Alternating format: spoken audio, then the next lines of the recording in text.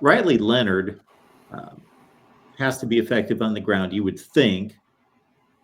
Is part of his magic his ability to know when to keep it? Now, we saw Will Howard make a few mistakes, one in particular, keeping the football against Texas when Quinshon Judkins would have probably taken it to the house. I got to think Riley Leonard's probably more instinctual and just reads the defense better than most quarterbacks. What's interesting, Mark, is I think Riley Leonard has great vision as a runner, and that's what makes him so effective. And he's a really good decision maker as a scrambler.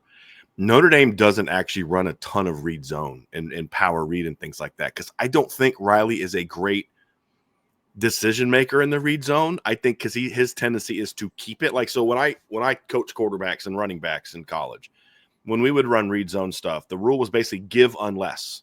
Like, your thought process is I'm giving unless this happens and makes me not give it. I think with Riley, it's I'm keeping unless it's obvious, right? And I think there were a lot of times he'd make decisions where it's like, dude, you shouldn't have kept it there. So I think eventually they just said, okay, well, when we want you to run the ball, either scramble or we're going to call you to run the football. They don't run a ton of read zone. Now, maybe that changes against Ohio State. I don't know that you need to do it. I think Ohio State's a pretty good defense against the read zone stuff. They're pretty disciplined in the way that Jim Knowles runs his stunts.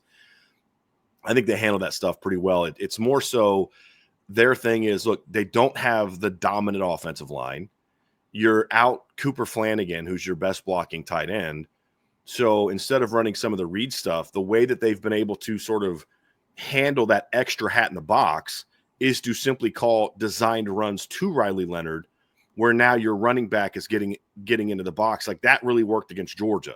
So instead of running some of the double counter stuff, whether it's old school counter tray with the guard and tackle, or you're bringing the guard and the tight end on more of the modern counters, and then now you're leaving your backside unprotected, so you've got to have your quarterback kind of read it or whatever. What they're doing is they're running counter where they'll leave the backside tackle on sort of a gap hinge where he can protect the edge. They pull and kick with the guard, and then Jeremiah Love or Aeneas Williams is now the puller, essentially. They're the lead blocker. So now you can get an extra hat at the point of attack, and then Riley Leonard becomes the ball carrier. That's been their answer to teams getting extra hats in the box as opposed to the read zone. And then, of course, they'll still do RPOs. They still do RPOs, and he's been pretty decent with that decision making. So I think it's just that's more his comfort level. And then once he's got the ball, Marky, he's got a great feel for finding openings and and getting in the, like, one of the big matchups. Ohio State is the number 2 red zone defense in college football. We saw that against Texas.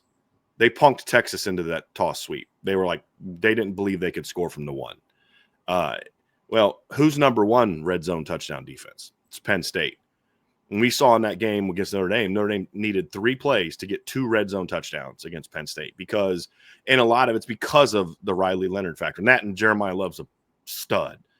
But it is that they can protect the edges and get that extra hat at the point of attack in the red zone run game, which is why Riley Leonard's put up the rushing touchdown numbers this year that he has. Brian Driscoll here, Irish Breakdown. Brian gutting it out for us tonight to break down Notre Dame, Ohio State. Of course, the national championship game coming up on Monday. I think most college football nation's pretty happy to see these two on the field. It's a rare occasion, 8 times in history, 6 since 1995.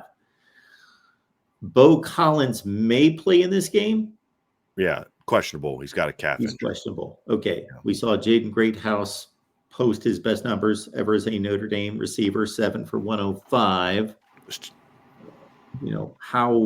How crucial is it that they get something out of those wide receivers? I think some people would be surprised. I was surprised when I set up the matchup against Penn State. It was like these two are a mirror image of each other, except Leonard's the runner, Aller's the prototypical future NFL quarterback, and then Riley Leonard outpassed him. I think that's the secret recipe. I mean, that's not the secret recipe. That's the very obvious recipe to Notre Dame playing their best football is when they're balanced. That's going to be the big key for this football team. I mean, look, you can beat Georgia throwing for 90 yards because you had a kick return, you had a short field. And honestly, Mark, I mean, said before the game, you probably listened to this. I didn't think Georgia's offense could score on Notre Dame's. With Carson Beck, you're not going to do it with Gunnar Stockton either. This is an elite defense for Notre Dame. And Georgia didn't match up very well against Notre Dame. The only hope they had is they could just lean on the Notre Dame defensive line and without Riley Mills and hope that they could outsize them. But my counter was, yeah, but you've got to be able to handle their athleticism, and they couldn't. And Penn State was a different animal because Penn State had the type of playmakers on offense that Georgia didn't really have, and you knew you were going to need to score, and they did. I mean, obviously struggled a little bit early, but you saw Mike Denbrock come out a lot more aggressive in this game. Didn't work as much in the first half, but I mean, first third down of the game, he's throwing a wheel route, sideline ball to Mitchell Evans for a big play. Hit two slot fades for big plays. You had second drive of the game, 2 plays before the interception, they ran a deep in cut to their slot, Jaden Harrison, and if Abdul Carter doesn't get to Riley Leonard, he hits Jaden Harrison, and there's nobody near him. And then, of course, Riley got a little greedy. He wanted to get that route back, so 2 plays later, he tried to go to it again.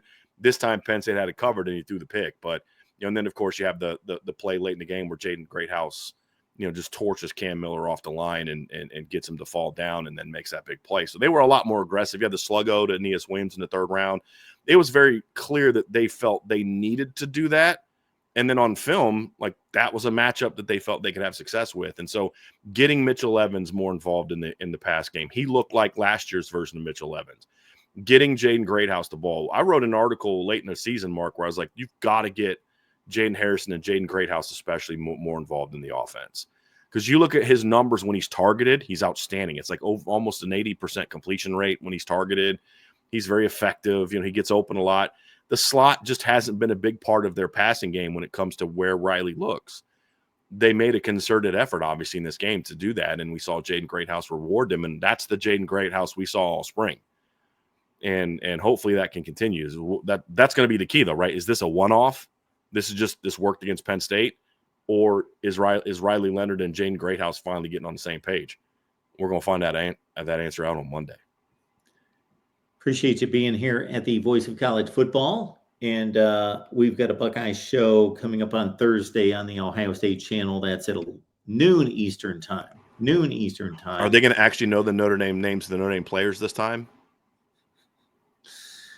Yes. So, of course, the Buckeyes and the Irish played in 2021 and 22. One of those matchups, yes, one of my Ohio State panelists made a comment about that who the hell knows who plays for Notre Dame. Yeah, that was I know exactly who said that. I have a certain level of respect for him, but that was not his finest moment. No. Ignorant comment. Absolutely. That was more a reflection on the speaker than it was the team itself. We should all be knowing who plays for Notre Dame. Really good football games. This is what's funny. Yeah. When I look in the chat and Ohio State fans, they've got no chance, and I'm like, maybe I don't know who's going to win this football game. I was like, after watching Notre Dame the last 2 years, you really still think Notre Dame sucks, huh? Okay, sure, all right. So it is kind of fun, but the way I look at it, Mark, I wrote an article after Ohio State beat Texas. And I said, both of these teams had one bad day. Ohio State against Michigan on November 30th, Notre Dame against Northern Illinois on September 7th. Outside of that, in my opinion, these have been the 2 best teams really throughout the season in college football. Just consistently the most dominant. And I know people point to Texas, and I'm like, Texas had a lot of ugly wins this year. Ohio State had like a bad 2-week stretch on offense against Nebraska and Penn State. Part of that's because Penn State's defense is really good. You know what I mean? And Ohio State's got to move Donovan Jackson out the left tackle because Josh Simmons got hurt against Oregon and all this other kind of stuff. But you really look at front to back, who are the 2 most consistently dominant teams all year? It's these 2 teams. And I think that's what excites me about this championship game is because I do believe you got the 2 best teams in college football. And I've been on this hill for a while about Notre Dame's a lot better than people think. But Ohio State has proven when they play their game, they can beat anybody. I think Notre Dame has proved the same thing. And so I do think that we're getting the 2 best teams. And I do like the fact that the 2 teams that got here didn't catch any quote unquote breaks in the brackets. You know what I mean? Like Ohio State had to beat Tennessee, who a lot of people picked to beat them in the first round. No Neyland North and all that. Then they had to play number 1 Oregon, who beat them. And then they had to play Texas, the SEC runner-up, preseason top 3 team. Notre Dame had to beat Indiana. Some people will say that wasn't as tough a game. But then you got to go play the SEC champ in round 2. Then you've got to go play Penn State in the semis. And so they both had to earn their way to it. And I think it was it's the perfect ending to what has been the first 12-team playoff. And hopefully they play in a good game. And we end this, what has been a really fun season with a really good football game.